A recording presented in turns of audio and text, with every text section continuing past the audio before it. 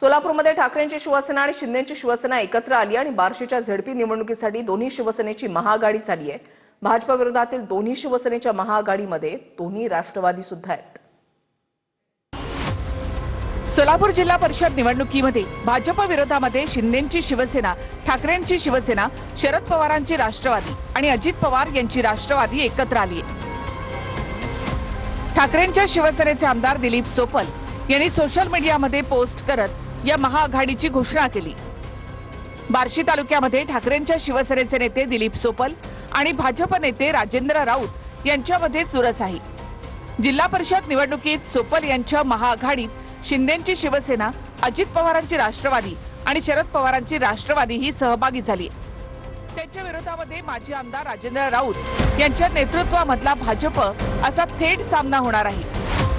सोलापूर जिल्ह्यामध्ये पालकमंत्री जयकुमार गोरे दडपशाही करत असल्यामुळे सर्व पक्षीयांची भाजप विरोधात युती झाली असं मंत्री संजय शिरसाट यांनी म्हटले।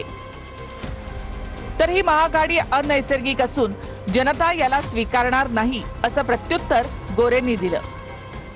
त्या ठिकाणी असलेले जयकुमार गोरे हे वारंवार काहीतरी महायुतीमध्ये बिघाड व्हावा यासाठी ते प्रयत्नशील असतात असं एकंदर चित्र आहे।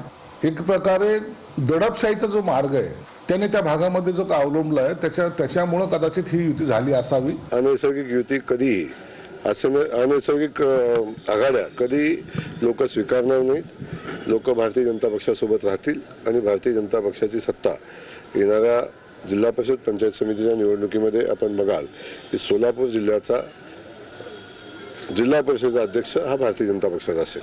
बार्शी तालुक्यामध्ये भाजपचे नेते राजेंद्र राऊत यांनी महाआघाडीच्या विरोधात भाजपच जिंकेल असा दावा केलाय।